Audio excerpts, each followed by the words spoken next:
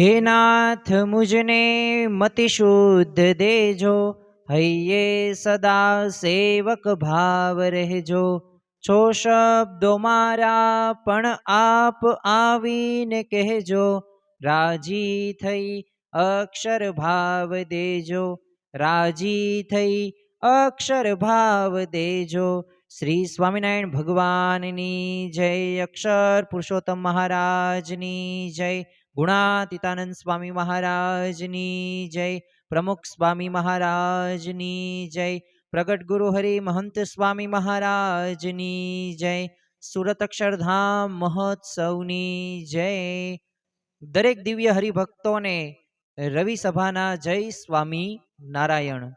योगीजी महाराज आ रवि सभानो महिमा घणी बधी वखत कहता અને તેઓ કહેતા કે 25,000 નો પણ નફો જતો કરીને એ રવિ સભા ભરવી। વિચાર કરો કે વર્ષો પૂર્વે યોગીજી મહારાજે 25,000 રૂપિયા કહેતા તો અત્યારે તો એ 25 લાખ કરતા પણ વધુ થાય, પરંતુ એમને એ પ્રાધાન્યતા એ 25,000 ના નફામાં નહીં, પરંતુ એ રવિ સભાની અંદર કહેલી હતી। તો આજના આ રવિ સભાની અંદર આપણે વ્યવહાર તો સૌ કોઈ કરીએ જ છે અને વ્યવહાર કરવો પણ જોઈએ, કારણ કે વ્યવહાર કરવાથી જ તે એક આપણે માનસિક શાંતિ પણ થાય છે, એક કૌટુંબિક શાંતિ પણ એક સ્વાભાવિક રીતે આપણને ત્યાંથી પ્રાપ્ત થાય છે। જો આપણને સાચો વ્યવહાર કરતા આવડે નહીં તો કૌટુંબિક રીતે ઘણા બધા પ્રકારના પ્રશ્નોનો સામનો આપણે કરવો પડે, પરંતુ સાચા વ્યવહારની રીત શું? જો લોકો તો બધાય જીવે જ છે, એમ તો કાગડા કૂતરા પણ પોતે ખાય છે, પીએ છે, હરે છે, ફરે છે, એમ માણસ પણ પોતે એ ખાય છે, પીવે છે, હરે છે અને ફરે છે, પરંતુ માણસ અને એ પક્ષીઓમાં, પ્રાણીઓમાં ફરક ક્યાં છે? જો હજારો વર્ષો પૂર્વે એ માણસ ભટકતું જીવન જીવતો હતો, પરંતુ જેમ જેમ તે પોતે વિચાર કરતો ગયો, જો ભગવાને એક વિશેષ 5 જ્ઞાનેન્દ્રિયો અને 5 કર્મેન્દ્રિયો અને 11મું મન એ મનુષ્યને ભેટમાં આપેલું છે, પરંતુ સાથે સાથે એક વાત આપણે ધ્યાનમાં એ પણ રાખવી પડે કે ભટકતા જીવનમાંથી આજે આપણે ચંદ્ર ઉપર પહોંચી ગયા। આજે આપણે દરેક પ્રકારના સંસાધનોનો ઉપયોગ એ જીવન જરૂરિયાત વસ્તુઓ માટે કરતા થયા છીએ। આપણું જીવન ધોરણ પણ ઊંચું છે, આપણું ખાણ પીણું પણ સાચું છે અને સારું છે, અને આપણે શોધ કરી રહ્યા છીએ દિવસે ને દિવસે। આજે લાખો કરતા વધુ વાનગીઓ આપણને પ્રાપ્ત પણ થઈ છે એ માણસના બુદ્ધિના બળે કરીને, પરંતુ એક વાત એ આપણે ભૂલી જતા ગયા છીએ કે આપણે જે કર્મ અહીંયા કરવાનું છે, જો કર્મના એ સિદ્ધાંત અનુસાર એ આપણે આ બધું તે લોકની અંદર આવ્યા છીએ અને એ આપણે ભોગવવું પડશે। એ પછી સંચિત કર્મ હોય, ક્રિયામણ કર્મ હોય કે પ્રારબ્ધ કર્મ હોય, પરંતુ આપણને આ મનુષ્ય દેહ પ્રાપ્ત થયો તો આ દુર્લભ એવો મનુષ્ય દેહનો એ આપણે એક કાર્ય કરવાનું છે। આપણે એક કાર્ય કયું કરીએ છીએ? વ્યવહાર કરીએ છીએ। આપણે સગા વલાઓ સાથે પણ હળીએ છીએ, મળીએ છીએ, બેસવા જઈએ, નવા વર્ષે રામ રામ કરવા માટે પણ જતા હોઈએ છીએ, પરંતુ જ્યારે ભગવાન સંબંધિત જ્યારે આપણે ક્રિયાઓ કરવાની છે, જ્યારે આપણે આપણું આત્યંતિક કલ્યાણ કરવાનું છે, જો 4 પ્રકારના પુરુષાર્થો છે, ધર્મ, અર્થ, કામ અને મોક્ષ, એમ આ 4માં મોક્ષ રોય અગત્યનો છે। જો આપણે બધું તે ધન કમાયણા, પૈસા કમાયણા, જરૂરિયાતો પૂરી કરી, પરંતુ જો આપણે મોક્ષ માટે કાંઈ કાર્ય ન કર્યું ને તો એ આપણો જન્મ રહ્યો ને એ વિફળ ગયો છે। એટલે આપણે સફળ કરવા માટે એ સાચી રીત આપણે સમજવાની છે। આજે આપણે ગુણાતીતાનંદ સ્વામીની એક વાતનું નિરૂપણ કરવા જઈ રહ્યા છીએ। ખરેખર આ વાત એ આપણા જીવનની અંદર એક આપણે આત્મસાત કરવા જેવી છે, કારણ કે ઘણી બધી વખત કેવું થાય છે, આપણે ઘણું બધું સાંભળીએ છીએ, ઘણી બધી માહિતીનું આજે અતિક્રમણ જોવા મળે છે। આજે જે માહિતી આપણે સાંભળવી નથી, જોવી નથી, છતાં પણ એ આપણી પાસે આવી જાય છે અને એક કચરા પેટી જેવું આપણું મન થઈ જાય છે, પરંતુ આજે આપણે એ મૂળ અનાદિ અક્ષર મૂર્તિ એ ગુણાતીતાનંદ સ્વામીની એક વાતનું નિરૂપણ કરવાનું છે। અને પેલા પ્રકરણની તે 233મી વાતની અંદર એ ગુણાતીતાનંદ સ્વામી આપણને સ્પષ્ટપણે કહે છે કે આ વ્યવહાર કેવો છે, અરે વ્યવહાર કેવી રીતે કરવો જોઈએ અને સાચા વ્યવહારની રીત શું, તો એ આપણને આ વાત દ્વારા સ્પષ્ટ એક માર્ગદર્શન એ જોવા મળશે. તો આપણે સૌપ્રથમ એ વાતનું શ્રવણ કરીએ અને ત્યારબાદ સમજવાનો પ્રયત્ન કરીએ કે ખરેખર એ આપણે વ્યવહાર કેવો કરવાનો છે. તો સ્વામિનારાયણ હરે સ્વામીએ વાત કરી છે કે વ્યવહાર છે તે દેહે કરીને કરવો ને મને કરીને જુદા પડવું ને મનમાં ભળવા આવે તો જ્ઞાને કરીને ત્યાગ કરવો.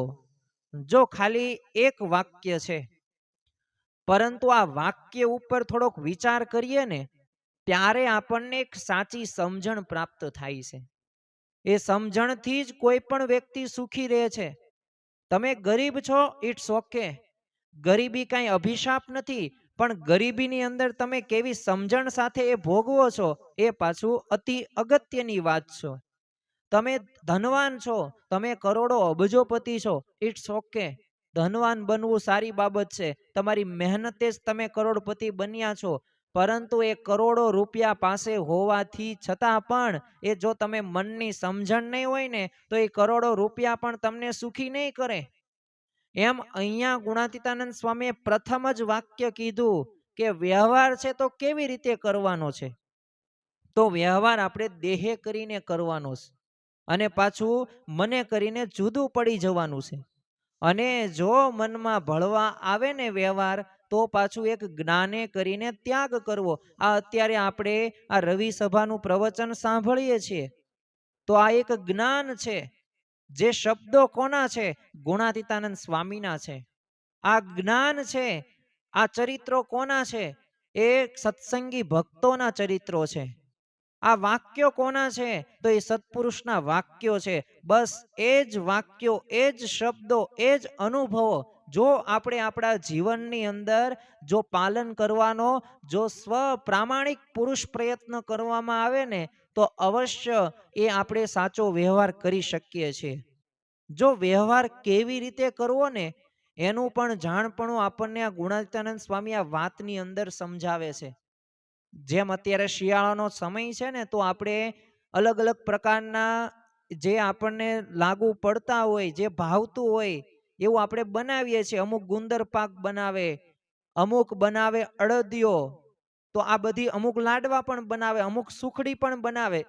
તો આ સુખડી કે લાડવાની અંદર આપણને ખ્યાલ છે કે ટોપરું આપણે ખમણીએ, તો જો ટોપરું જેમ આપણે ખમણીએ ને અને ઉજળાઈ જાય છે તો એમાં અંતકરણ છે ને તો એ પણ વ્યવહાર કરવાથી છે ને ઉજળાઈ જાય છે અને સોરાઈ જાય છે. તો એમાં કેવી દ્રષ્ટિ કરીને વ્યવહાર કરવો જોઈએ ને એનું આપણે માર્ગદર્શન એ સત્પુરુષ સાથે આપણે મેળવવું પડશે. કારણ કે ગુજરાતીની અંદર એક કહેવત છે કે જેવી દ્રષ્ટિ તેવી સૃષ્ટિ. તમે જેવું જોવો ને એવું તમને દેખાય. તમને તમારા સાસુમાં કોઈક આદેશ કે ઉપદેશ આપતા હોય તો જો તમે સુધારવાના ભાવથી એમને જાણતા હોય ને સમજતા હોય ને તો તમારા સાસુ પ્રત્યે તમને અભાવ કે અવગુણ કે દ્વેષ ન આવે.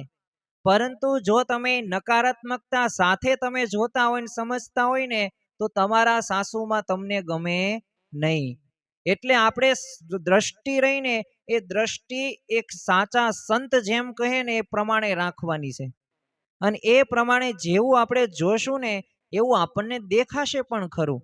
જો કમળો હોય ને તો એને પીળું જ દેખાય, તો એ કમળો એ સ્વાભાવિક રીતે એને રોગ એવો થયો છે. એમ જો આપણને કમળો થઈ ગયો હોય ને તો બધી જગ્યાએ આપણને નકારાત્મકતા દેખાય છે. પરંતુ અહીંયા ગુણાતીતાનંદ સ્વામી આપણને એક સાચી દ્રષ્ટિ આપે છે, એક સાચું માર્ગદર્શન આપે છે અને જીવનની અંદર જેની પાસે સાચું માર્ગદર્શન છે ને એ જ વ્યક્તિ પોતે આગળ વધી શકે છે.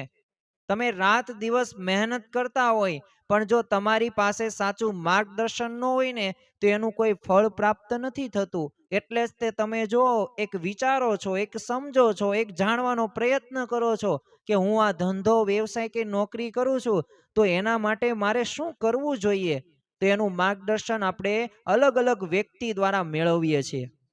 જો આપણે સૌપ્રથમ વ્યવહાર કેવો છે ને એની થોડીક આપણે વાસ્તવિકતા વિશે વાત કરીએ.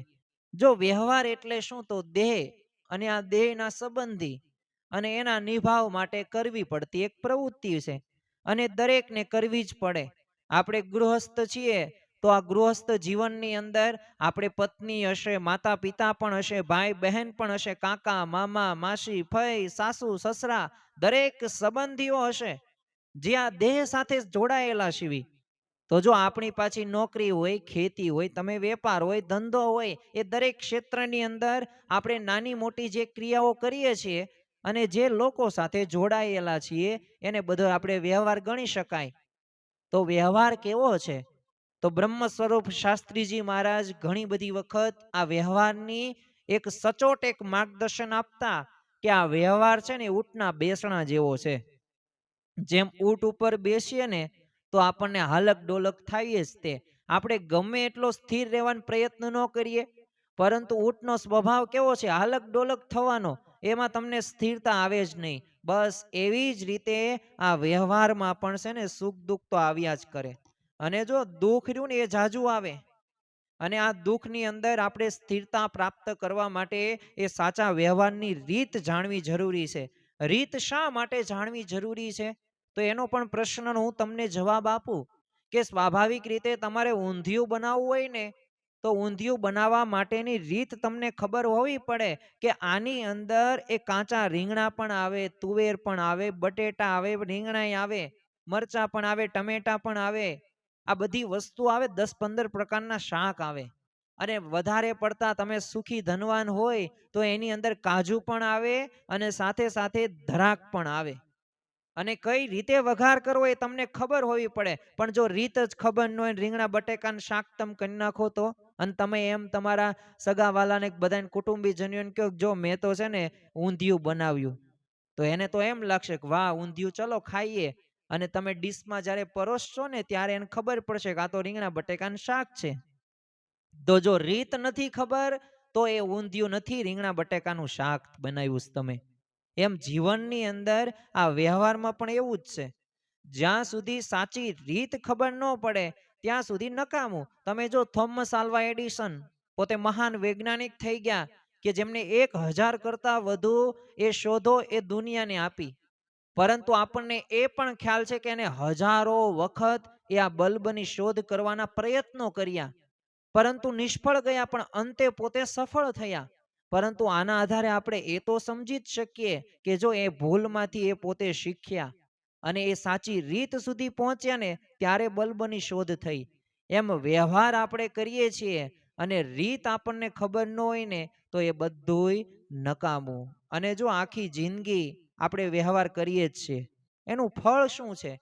એનું ફળ ખરેખર તો શૂન્ય જ છે. જેમ આપણે છે ને પાણીને 100 વર્ષ સુધી તેમ વલોવો ને અને પ્રયત્ન કરો, ભગવાનને પ્રાર્થના કરો કે હું આટલી બધી મહેનત કરું છું ને તો આ પાણીમાંથી માખણ મને નીકળવું પડે, ઘી નીકળવું પડે, તો એ પાણીમાંથી કોઈ દિવસ એ ઘી ન મળે, માખણ ન મળે.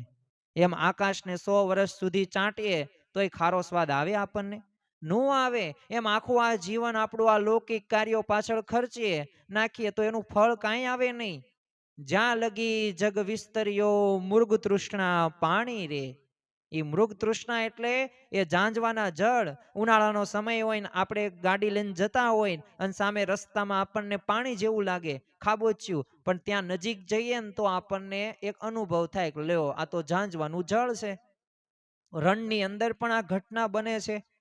એમ આપણે ખરેખર તો આ મૃગ પાણી માટે છે ને પાછળ દોડી દોડીને વલખા જ મારીએ છે. મને આમાંથી કંઈક પ્રાપ્ત થાય, હું આ મેળવી લઉં, મને આમ થાય. છેલ્લે કંઈ મળતું નથી અને છેલ્લે કોઈ મળ્યું પણ નથી. અરે અહીંયા તો એવા પણ રાજા મહારાજાઓ થઈ ગયા કે જેમની પાસે એ સુખ સમૃદ્ધિ ઘણી બધી હતી પરંતુ છતાં એ સુખના 6 દિવસો પણ મેં જોયા નથી. આવા અનુભવો આપણને ખ્યાલ છે. ઘણા બધા લોકોને એવું લાગે કે મારા જીવનની અંદર છે ને એશ આરામ આવી જાય ને એટલે મને સુખ પ્રાપ્ત થાય, એટલે મારે એવો વ્યવહાર તો કરવો જ છે. તો જો ઇઝરાયલનો એક રાજા થઈ ગયો કિંગ સોલોમન, એની પાસે 1400 રથ, 12,000 ઘોડાઓ, 300 તો ઉપપત્નીઓ, પાછી 700 પત્નીઓ, 18,126 કિલો તો સોનું એની પાસે હતું. દુનિયાના શ્રેષ્ઠમાં શ્રેષ્ઠ પુસ્તકો, શ્રેષ્ઠમાં શ્રેષ્ઠ કપડાઓ, અરે શ્રેષ્ઠમાં શ્રેષ્ઠ ઘરેણાઓ, બધી મોજ શોખની વસ્તુઓ એની પાસે હતી, પરંતુ છેલ્લે જીવનના અંત ભાગની અંદર તે શું બોલે છે કે હું છે ને એક અંધ વ્યક્તિ હો ને અંધારી રૂમની અંદર છે ને આમ કાળી બિલાડી શોધતો હોય ને એવું મારું જીવન છે. ઘણા બધાને એવું પણ લાગે છે કે મને ખરેખર છે ને જાજુ એવું કીર્તિ અને સત્તા મળી જાય ને તો હું સુખી થઈ જાઉં. અરે નેપોલિયન બોનોપાર્ટને તો તમે જુઓ કે 10 વર્ષ સુધી એ પોતે ફ્રાન્સનો રાજા બન્યો અને પાછું એને ઘણા બધા યુદ્ધોની અંદર જબરજસ્ત સફળતા પ્રાપ્ત કરી, પરંતુ એ પોતે જીવનના અંત ભાગની અંદર શું બોલે છે કે મેં મારી આખી જિંદગીમાં સુખના 6 દિવસો પણ જોયા નથી. અરે તારી પાસે બધી વસ્તુઓ છે, સત્તા છે, કીર્તિ છે, તને બધા ઓળખે છે, પણ છતાં આવા શબ્દો. પણ જો આ શબ્દો એમને ઉચ્ચારેલા છે એટલે આપણને આના ઉપરથી એક તો ખ્યાલ આવી જ જાય. તમે એલ્વિસ પ્રેસ્લી કયો કે માઇકલ જેક્સન કયો, આવા તો ઘણા બધા ઉદાહરણો લિસ્ટ આપણી પાસે છે અને આપણે જાણતા પણ હશું કે જેમની પાસે ઘણું બધું હોવા છતાં પણ એ પોતે સુખનો અનુભવ કરી શક્યા નથી. એટલે જો આ બધા ઉદાહરણો ઉપરથી, દ્રષ્ટાંતો ઉપરથી આપણને એક વાત તો સ્પષ્ટ ખ્યાલ આવી જાય કે તમારી પાસે સત્તા છે કે ધન છે કે સંપત્તિ છે કે આવડત છે કે કળા છે કે કૌશલ્ય છે કે લોકો તમને ઓળખે છે, માન સન્માન આપે છે અને તમને સુખનો અનુભવ થાય, તો એ વાત ખોટી. એ વ્યવહારની અંદર ભલે આપણે કરતા હોય પણ એ અંતરની શાંતિ કે સુખ એમાંથી ક્યારેય પ્રાપ્ત થવા નથી. દરેક વ્યક્તિને સુખ અને શાંતિ જોઈએ છે, પાછું કેવું અખંડ અને શાશ્વત સુખ. તો અખંડ સુખ, શાંતિ, આનંદમાં રહેવા માટે એ આપણે વ્યવહારને થોડો ગૌણ કરવો જ પડશે.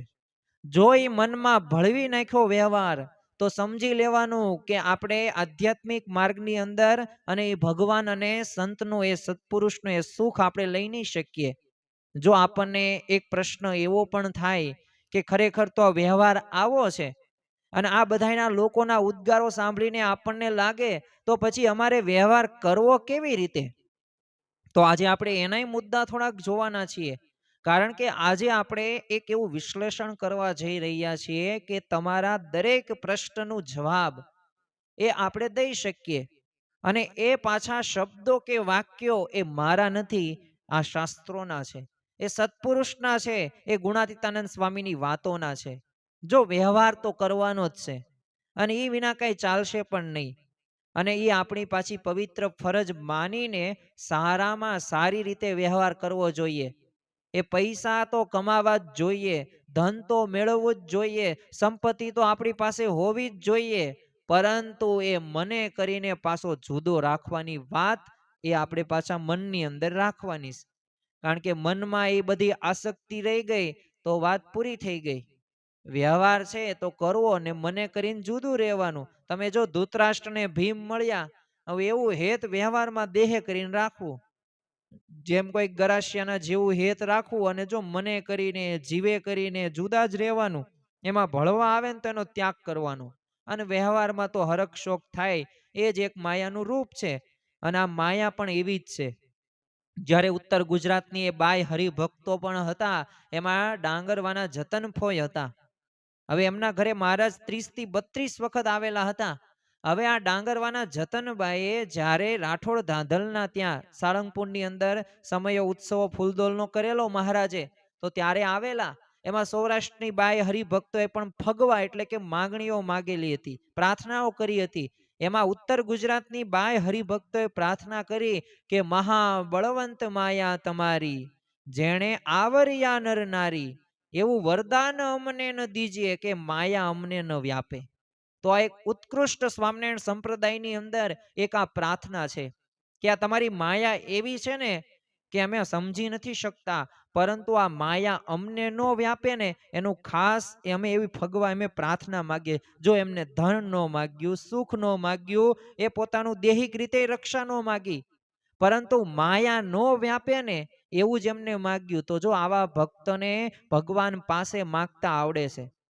જેતલપુરનો તે જેતપુરનો તે હતો, હવે રતો બસ્યો. મહારાજ એ ખરો ભાઈબંધ હતો. હવે સ્વાભાવિક રીતે કેવો ભાઈબંધ, તો હું તમને એક બે નાનકડા એવા પ્રસંગો કહું જેથી આપણને ખ્યાલ આવે કે આ રતો બસ્યો એ શ્રીજી મહારાજનો કેમ પાકો ભાઈબંધ કહેવાય. હવે ગઢડાની બજારોની અંદર શ્રીજી મહારાજ એ આ રતાબસ્યાના ખભા ઉપર એ હાથ મૂકીને પોતે ચાલતા જાય. અરે શ્રીજી મહારાજ જ્યાં ઢોલિયા ઉપર બિરાજમાન હોય ને તો રતો બસ્યો બાજુમાં બેઠો હોય. શ્રીજી મહારાજ જમતા હોય ને તો રતા બસ્યાને જમવાનું પેલા આપે અને પછી પોતે જમે. અને રતો બસ્યો આટલું, હવે આટલું દિવ્યતા ભવ્યતા વાળું એમને પ્રાપ્ત એ રતા બસ્યાને થયેલું. અરે મહારાજ દર વખતે કે રતા તારે માગવું એ માગ. હવે રતો બસ્યાને ખબર હતી, એને પૂર્વના સંસ્કારો હતા, પોતે રાજા હતો પણ એ અભિશાપથી એને એ જન્મ મળેલો. એટલે એને કહ્યું કે તમારાથી વિશેષ જ્યારે ક્યારે દુનિયાની અંદર મને મનાય ને ત્યારે હું તમારી પાસેથી માગીશ, પણ તમારાથી વિશેષ કાંઈ મને કાંઈ જણાતું નથી. તમે જ બસ બધું આવી ગયું, તમે મળ્યા એ જ બધું પ્રાપ્તિ. જો આ કેફ આ પ્રકારે જીવન ભાવના હોય ને, આ વિચાર સાથે જ્યારે ભગવાન પાસે માગવામાં આવે ને ત્યારે ભગવાન અવશ્ય રાજી થાય છે. અને ભગવાન તો કેવા છે, અધમ ઉદાહરણ છે. એ તો એક કણનું પણ મણ એને અનંત ગણું કરીને એ ભક્તના ચરણની અંદર આપે છે. નથી આપણે ઘણી બધી વખત સાંભળ્યું કે ભગવાન જબ દેતા હે તો છપ્પડ ફાડ કે દેતા હે. એમાં ભગવાનની તો કૃપા છે, ભગવાનની અમી વર્ષા તો આવી છે. એમ આપણે આ માયાના રૂપની અંદર ફસાવાનું નથી. એ આપણે માગવાનું જ નથી. જો જેટલું પણ મળે, જેટલું પણ આપણને પ્રાપ્ત થાય, ભલે ગમે એટલી વત્તા ઓછા પ્રમાણની અંદર મહેનત થઈને આપણને મળે, પણ એમાં આપણે સુખેથી ભગવાનનું ભજન કરવું ને, આ જ એક મુખ્ય વાત યાદ રાખવી. જેતલપુરના 5મા વચનામૃતની અંદર શ્રીજી મહારાજે વાત કરી કે ભગવાન ભજવા એનાથી બીજી કોઈ મોટી વિશેષ વાત નથી, એટલે ભગવાન ભજી લેવા. એટલે આપણે ભલે નોકરી કરીએ, ધંધો કરીએ, વ્યવસાય કરીએ, બધી વાત સાચી, પણ આપણે જે ભગવાનની પ્રાપ્તિ થઈ અને ભગવાનનું ભજન કરવી છે, બસ મોટામાં મોટી વાત એ છે. મહાભારતના યુદ્ધ પછી તે તમે જો ધૃતરાષ્ટ્રે 5 પાંડવોને મળવા બોલાવેલા અને એમાં ભીમે છે ને દુર્યોધનને માર્યો હતો. એટલે ખૂબ દાજ તો હતી જ તે. એટલે દાજ પાંડવો આવ્યા એટલે ધૃતરાષ્ટ્ર અતિશય પોતે પ્રેમ બતાવ્યો, કારણ કે એમને ખ્યાલ હતો પ્રેમ તો બતાવવો જ પડશે, કારણ કે મારે જે કામ કરવું છે એના પહેલા પ્રેમથી કામ કરવું પડે, પછી એ કાર્ય થાય. હવે બધા એને ગળે મળે પણ છેલ્લે ભીમ આવે છે અને કહે છે કે ભીમ આવ્યો એટલે ભેટવાન જ્યાં કીધું ને ત્યાં જ કૃષ્ણ ભગવાન તો પોતે અંતર્યામી પણ બધું જાણતા જ થા. એટલે અગાઉથી યોજના પ્રમાણે એક પૂતળું મીણનું બનાવી નાખેલું. હવે એ મીણનું લોઢાનું પૂતળું જે બનાવ્યું હતું એ તરત તે ધૃતરાષ્ટ્ર આગળ ધરી દે છે અને ધૃતરાષ્ટ્રે દાસથી એવું જોરદાર બાંધ ભીડી કે એ લોઢાનું પૂતળું હતું એના કૂચા નીકળી ગયા. અને ઉપરથી પાછા બહુ પ્રેમ પણ બતાવ્યો, પણ જો અંતરમાં કેવું હેત નહોતું. તો આવું છે ને વ્યવહાર પ્રત્યે આપણે રાખવાનું છે. એમનામ ગુણાતીતાનંદ સ્વામી આપણને એમ નથી કહેતા કે ધૃતરાષ્ટ્રે ભીમ મળ્યા અને એનું હેત વ્યવહારમાં દેહ કરીને રાખવું. એ ખરેખર આપણને સમજાવવા માગે છે. તો જો આ પ્રકારની એક જીવન ભાવના આ સાથે આપણે આગળ વધવાનું છે. ગરાસિયાન જેવું હેત એટલે શું? હમણાં આપણે કીધું કે ગરાસિયા જેવું હેત રાખવું. તો એક ગામમાં છે ને એક બ્રાહ્મણ ગયો. તો ગામમાં છે ને બધાય ગરાસિયાઓ બહુ પ્રેમી. એટલે બ્રાહ્મણે કીધું કે મહારાજ તમે આજ રસોઈ તો છે ને આજ રોકાઈ જ જાઓ, અમારો બહુ ભાવ છે. તો બીજો કે દાના તમે 8 દિવસ રોકાઈને લાભ આપો, અમારે કથા વાર્તા જ સાંભળવી છે. તે બહુ આગ્રહ કર્યો એટલે બ્રાહ્મણ તો રાજી થઈ ગયો.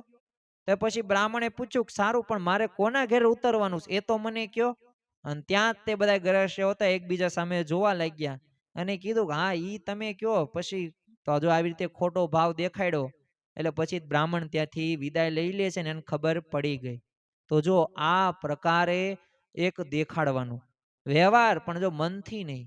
નાવનું જીવન કેવું છે? પાણી છે, પાણીમાં જ ચાલે, પણ નાવમાં પાણી પેસે તો ડૂબી જવાય. એમાં આપણે વ્યવહાર તો કરવાનો જ છે, પણ વ્યવહારને આપણા હૃદયમાં નથી બેસવા દેવાનો. હૃદયમાં તો કોણ બેસવાડવાના છે? ભગવાન અને સંતને બેસાડવાના છે. અને આપણું એ જ મુખ્ય લક્ષ્ય છે કે ભગવાન અને સંતને બિરાજમાન કરીએ. અને હૃદયની અંદર બિરાજમાન કરીશું ને તો અવશ્ય એ આપણને એવી સ્થિતિ સુધી પહોંચાડશે. એશા બ્રાહ્મી સ્થિતિ. અર્જુન તો બ્રાહ્મી સ્થિતિને પ્રાપ્ત કરે એ સાચું જ્ઞાન છે. અને બ્રહ્મ વિદ્યા જેવું બીજું કોઈ જ્ઞાન નથી. આ લૌકિક રીતે ડોક્ટર કે એન્જિનિયર કે એમાં જે ભણાવવામાં આવતું હોય એ ભણવું જોઈએ, અને એ વ્યવસાય છે, આપણો ધંધો છે. પણ ખરેખર તો એ બ્રાહ્મી સ્થિતિ બ્રહ્મ જ્ઞાન પ્રાપ્ત કરવું ને એ જ મોટામાં મોટું જ્ઞાન છે ને એ જ મોટામાં મોટી આપણી એક ફળ પણ સાધના પણ ગણી શકાય. તુલસી જગમે યુ રહો જ્યું જીવા મુખ માહી, તો ઘી ઘણું ભક્ષણ કરે ફિર ભી ચીકની નાહી. તો એમ છે ને, તુલસી હોય તો જીભમાં આપણે નાખીએ, હવે જો ઘી હોય એનું તો ભક્ષણ સ્વાભાવિક રીતે એ ચીકણી કરવાની જ છે. એમ વ્યવહારની અંદર આવ્યા તો યાદ રાખવાનું એ તો થવાનું જ છે, પરંતુ એમાંથી અલિપ્ત થઈને એ આસક્ત નથી થવાનું. તમે જુઓ બોટાદના તે એક શિવલાલ શેઠ થઈ ગયા, તો પોતે 9 લાખના એ સમયની અંદર આસામી પોતે હતા, નગર શેઠ કહેવાતા. ઘણો બધો વ્યવહાર હતો, પરંતુ પૂજા કરવા બેસે એટલે આખું ગામ ને પોતાની હવેલી ને બધા ઘરના સગા સંબંધી પોતાના દેહ બધું મનથી બાળ નાખે. અને આખી પોતે રાત રોય ને એ પોતે સ્વાભાવિક રીતે ધ્યાન કરતા, અને રાખ ઉપર ઢગલો કરીને બેઠા હોય ને પછી ધ્યાન કરે, કેવા મનથી સદા નિર્લેપ પોતે રહેતા. એક વખત તો એમના પિતાશ્રી ભગા દોશી એ આ શિવલાલ શેઠ પાસે આવે છે અને કહે છે કે શિવા, મારે તારા જેવું ધ્યાન શીખવું છે અને મને તું શીખવાડ ને. એક બાપ પોતાના દીકરાને એ શીખવાડવાનું કહે છે. ત્યારે શિવલાલ શેઠે કીધું કાંઈ વાંધો નહીં, પણ એક શરત છે. અને તો ભગા દોશી કે શું શરત છે? તો ત્યારે શિવલાલ શેઠે કહ્યું કે જો આ જેટલું પણ આપણી પાસે ધન છે, સંપત્તિ છે, સગાવાલા છે, આ જેટલું લોકની અંદર દેખાય છે ને એ બધું બાળ નાખવાનું, અને રાખનો ઢાગલો થઈ જાય ને એને પછી બેન માસે બેસવાનું, અને પછી ધ્યાન થાય. એ સિવાય ધ્યાન થાય નહીં. ત્યાં ભગા દોશી કે રહેવા દે, મારે આવું ધ્યાન શીખવું નથી, એ ધ્યાન તારી પાસે જ રાખ. તો જો આ ખરેખર મનથી પોતે જુદા રહેતા. તમે જો બંધિયાના તે પોતે ડોસાભાઈ હતા, હવે પોતે તેલ ઘાણીનો વ્યાપાર કરે. સવારે કાને દાંતણ ખોસે ને તો 10 વાગે દાંતણ કરવા નવરા પડે એવો એ વેપારી હતા. હવે એકવાર મહારાજનો કાગળ આવ્યો કે આ પત્ર મળે એટલે તરત પોતે ઘરબાર છોડીને ત્યાગી થઈને ગઢડા આવજો, અને તરત તેલ પડી પડ્યા મૂકી દીધા અને પોતે સાધુ થવા માટે રવાના થઈ ગયા. તો જો આ મનથી જુદા રહેતા, બાકી આપણને રવિ સભા ભરવાનું કે ને તો 10 કામ મગજની અંદર આવી જાય. આપણને ધનુર્માસની અંદર જે આપણને કથા શ્રવણ કરવાનું કહે ને તો આપણે શું કહીએ કે વહેલા તો જગાય નહીં, અત્યારે શિયાળાનો સમય છે એટલે અત્યારે આરામ કરવો જોઈએ, નકર આખો દિવસ છે ને પછી કામમાં હરખી બરકત નથી આવતી અને ખરેખર છે ને માથું દુખે છે. આવું બધું દિવસ દરમિયાન થાય, એટલે સવારમાં તો વહેલા જગાય એવું છે નહીં. પણ કાંઈ વાંધો નહીં, રવિ સભામાં આવશું તમ તાર. એ શું છે રાત્રે હોય ને એટલે હાલશે, અને રવિવાર હોય. આવા આપણા બહાના હોય છે. આ જો મનથી આપણે નક્કી કરેલી વાતો છે, આ માનસિકતા આપણે નક્કી કરી છે. બાકી લાખો લોકો વહેલા જાગે છે, લાખો લોકો કથા વાર્તા સવારમાં સાંભળે છે, પણ છતાં પણ જો આપણે આપણા કમ્ફર્ટ ઝોનમાંથી બહાર નથી આવતા. આપણે તો છે ને દેડકા જેવું કામ કરીએ છીએ. એક દેડકો હતો ને એ પોતે કૂવાની અંદર આંટા મારે, ગોળ ગોળ ફરે, અને પાછો વિચાર શું કરે, ઓહો કેટલું બધું પાણી છે. તો પછી કોઈકને સ્વાભાવિક રીતે કોઈક માણસને આ કૂવામાં પાણી ભરવા આવ્યો, ડોલ નાખીને ડોલમાં કાચ એ આવી ગયો દેડકો. તો દેડકો બહાર આવ્યો, ત્યાં પડખે નજીકમાં તે એક સમુદ્ર હતો, ત્યાં પોતે ચાલીને જાય છે, અને આમ સમુદ્રમાં પોતે આમ જ્યાં ડૂબકી મારીને ત્યારે એને ખબર પડે ઓહો આટલું બધું પાણી હોય. તો જો જ્યાં સુધી એ કૂવામાં હતો ત્યાં સુધી એને એ વિશિષ્ટતા એમાં લાગી. એમાં વ્યવહારની અંદર ને આ ઊંઘમાં હોય કે આળસમાં હોય કે ગાફલાઈમાં હોય ને ત્યાં સુધી આપણે એવા એડજસ્ટમેન્ટ કહી જઈએ કે બસ આમાં જ બધું આવી ગયું. પણ વાસ્તવમાં જ્યારે એ આપણે ભગવાન અને સંત સામે જોઈએ ને અને એમની આજ્ઞા પાલન કરીએ ને ત્યારે આપણને ખરેખર એ આપણે આગળ વધી શકીએ છીએ. આપણે વ્યવહાર કરીએ ને તો એક જ વાત આપણે યાદ રાખવું કે જવાબદારી છે, ફરજ છે, કરવું જોઈએ. અને એ આપણે એક સ્વાભાવિક રીતે એ કરવાથી જ આપણા ઘરની અંદર કૌટુંબિક રીતે અને વ્યક્તિગત રીતે પણ શાંતિનો અનુભવ થશે. બાકી જો કંકાસ હશે ને ઘરની અંદર તો પછી એ આધ્યાત્મિક માર્ગે પણ આગળ વધવાનું બળ નહીં પ્રાપ્ત થાય. એટલે જ પ્રમુખ સ્વામી મહારાજે એ શબ્દર્થો કે એક દવા ઘર સભા કહ્યું છે. કારણ કે કૌટુંબિક શાંતિ હોય ને તો જ સ્વાભાવિક રીતે આધ્યાત્મિક રીતે આપણે આગળ વધી શકીએ. પણ હજી ઘરની અંદર ઝઘડાઓ પ્રશ્નો થતા હોય તો લાંબા ગાળે એ આપણને શાંતિનો અનુભવ એ ભક્તિમાં પણ થતો નથી. એટલે એક વાત યાદ રાખવાની, કરવાનો જ છે અને કરવો પડશે પણ ખરું. એ તમારે મને કે મને પણ થોડુંક મનથી જુદા રહેવું, જેથી ભગવાન સુધી આપણે પહોંચી શકીએ અને ભગવાનની ભક્તિમાં પણ જોડાઈ શકીએ. જો સાચા વ્યવહારની રીત શું, એ રીતને પણ આપણે સમજીએ, કારણ કે methods is the most powerful છે. એ મેથડ્સ ઇમ્પોર્ટન્ટ છે. રીત રહીને એ રીત અગત્યની. ગમે તેવો હોશિયાર વિદ્યાર્થી હોય પણ દાખલાની રીત એને ખબર ન હોય ને, તો એ દાખલાનો જવાબ ન આવે. અરે શિક્ષક 30-50 વર્ષથી ગણિત ભણાવતા હોય પણ એને રીત ખબર ન હોય, કયું સૂત્ર મૂકવાનું, કયું આપણે મૂલ્ય લેવાનું છે, તો એ જવાબ ન આવી શકે. એમ રીત અગત્યની છે. તો સાચા વ્યવહારની રીત શું? તો આપણે આ પ્રવચનના જે રવિ સભાના છેલ્લા ભાગની અંદર હવે આપણે જઈ રહ્યા છીએ અને એક સાચા વ્યવહારની રીત પણ આપણે સમજવાની છે. તો જો ભગવાન અને એક આ સંતને વ્યવહારની જવાબદારી આપણે સોંપી દેવી. પ્રશ્ન ક્યાં છે? આપણે આપણી રીતે વ્યવહાર કરીએ છીએ. આપણે મનમાં જે વિચારો આવે, જે લોકો આપણને કહે એ પ્રમાણે કરતા હોઈએ છે, પણ આપણે ભગવાન અને સંત સામે દ્રષ્ટિ નથી કરતા. એટલે એના લીધે એ આપણે કાર્યની અંદર વિઘ્ન આવે છે. તો ભગવાન અને સંતને એક વખત શરણે ગયા ને, કામ પૂરું થઈ ગયું. આપણને મહાભારતની અંદર શ્રી કૃષ્ણ ભગવાનનું એક વાક્ય ખ્યાલ છે કે હવે તું મારા શરણે આવી જા. મારા શરણે આવી જશ ને, તારા દરેક પ્રશ્નોની એ સમાધાન થઈ જશે. અને તો આપણે પણ એ પ્રમાણે કરવાનું. જો નફો કે ખોટ કે પછી હરખ કે શોખ, એ બધું એમના ઉપર નાખી દેવું. અને એ ભગવાનની મરજી વિના કોઈથી તણું પણ હલાવ્યું હલતું નથી. તો જે પણ થાય છે ને, એ ભગવાન જ કરે છે અને સારું જ કરે છે. કારણ કે ભગવાન કેવા ભક્ત વત્સલ છે, તો એ આપણું ગમે તેવું સૂળીનું દુઃખ હશે ને, તો કાંટે મટાડે ને એવા સક્ષમ આપણને એવા ભગવાનની પ્રાપ્તિ થઈ છે. જો એમની આજ્ઞા હોય ને એટલો વ્યવહાર કરવો, વધારે નહીં ઓછોય નહીં. જો વધારે કરશું ને તો એમાં ને એમાં તે સમય પસાર થશે, અને જો ઓછો કરશું ને તો પાછા પ્રશ્નો ઘરની અંદર થશે. એટલે વ્યવહાર તો છે ને, જો મનમાં ભળવા આવે તો પાછો એનો શું કરવાનો? ત્યાગ કરી દેવાનો. કહેતા કે જો સત્સંગ કરતા વ્યવહાર પ્રધાન થઈ જાય તો વ્યવહાર ઓછો કરવો, અને જો સત્સંગ પ્રાધાન્યમાં છે તો પછી વ્યવહારમાં કોઈ પ્રશ્ન છે નહીં. મયારામ ભટ્ટ હતા.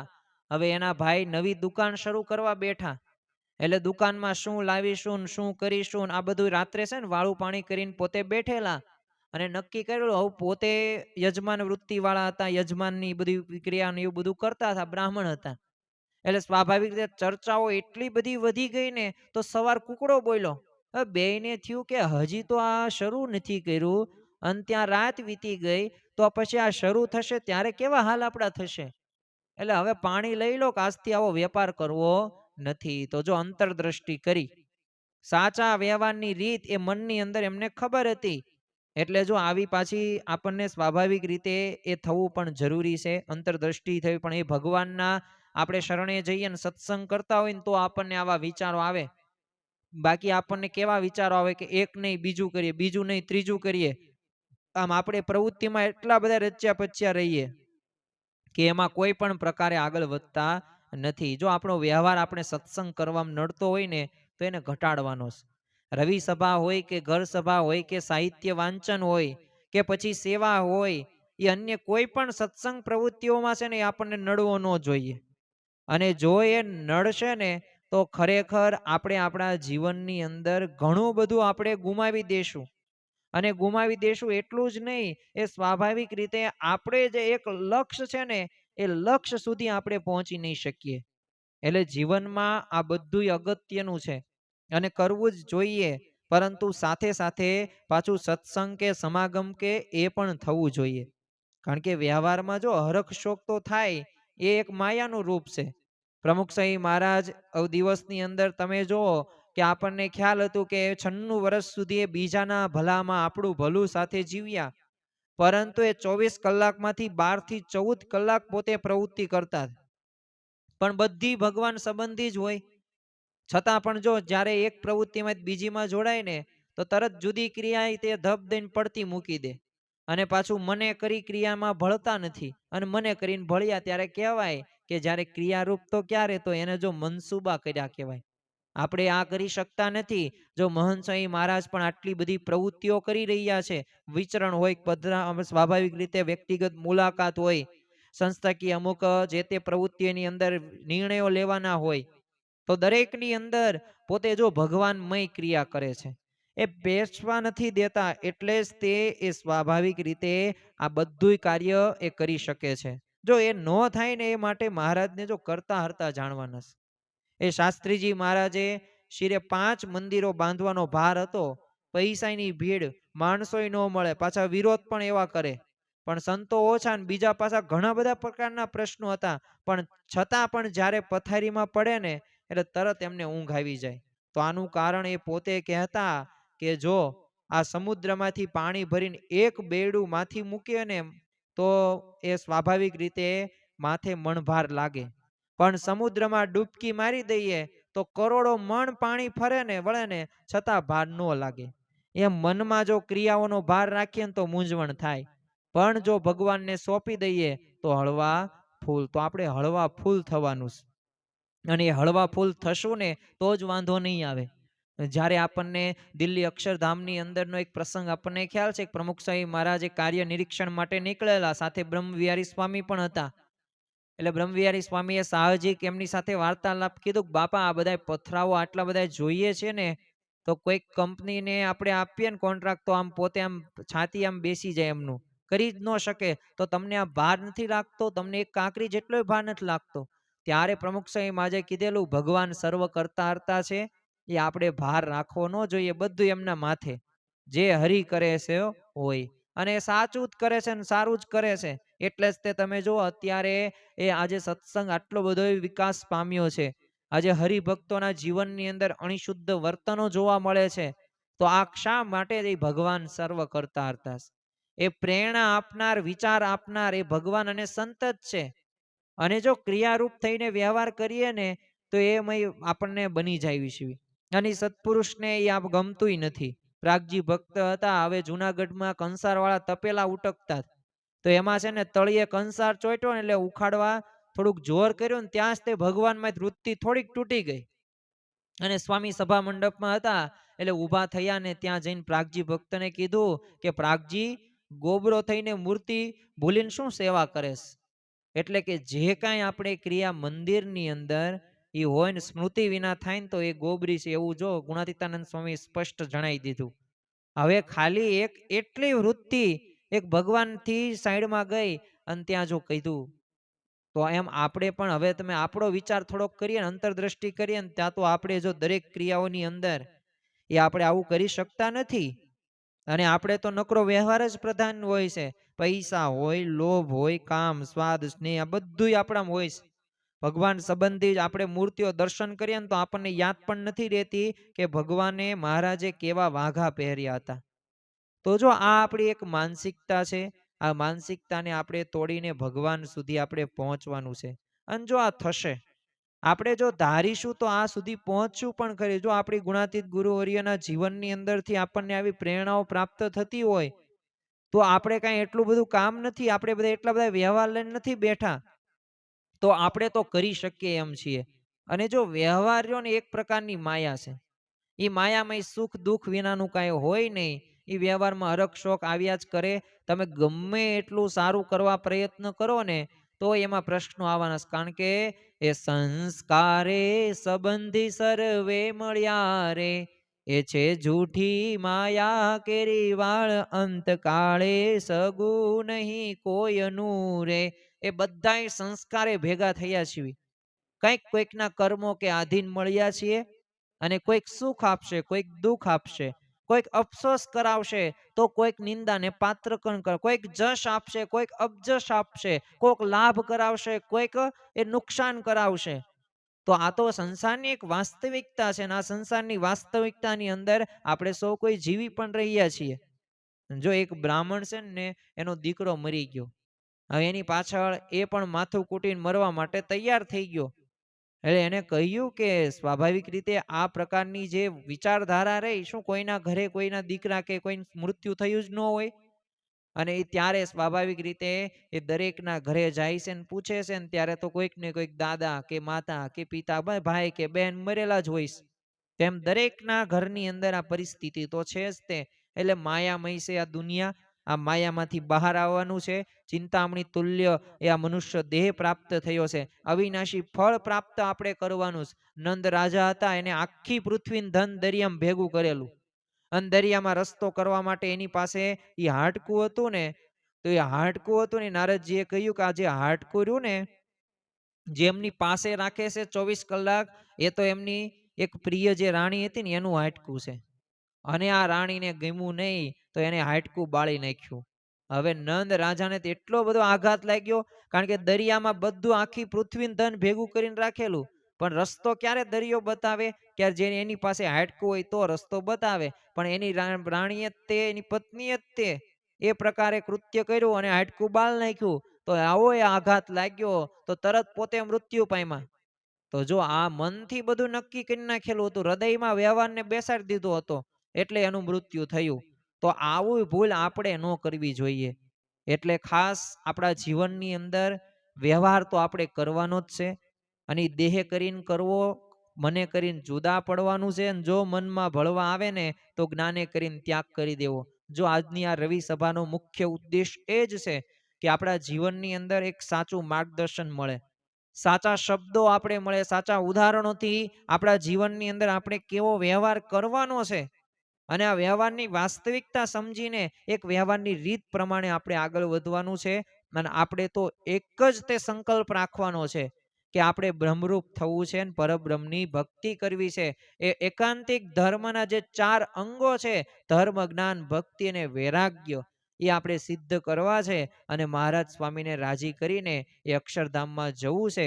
તો આજના દિવસે મહારાજ સ્વામીના ચરણોમાં પ્રાર્થના કરીએ કે સાચા વ્યવહારની રીત અમે અમારા જીવનની અંદર આત્મસાત કરીને મને, કર્મે, વચને એ જોડાઈને તમને રાજી કરી શકીએ. એ જ આજના દિવસે પ્રાર્થના. શ્રી સ્વામિનારાયણ ભગવાનની જય.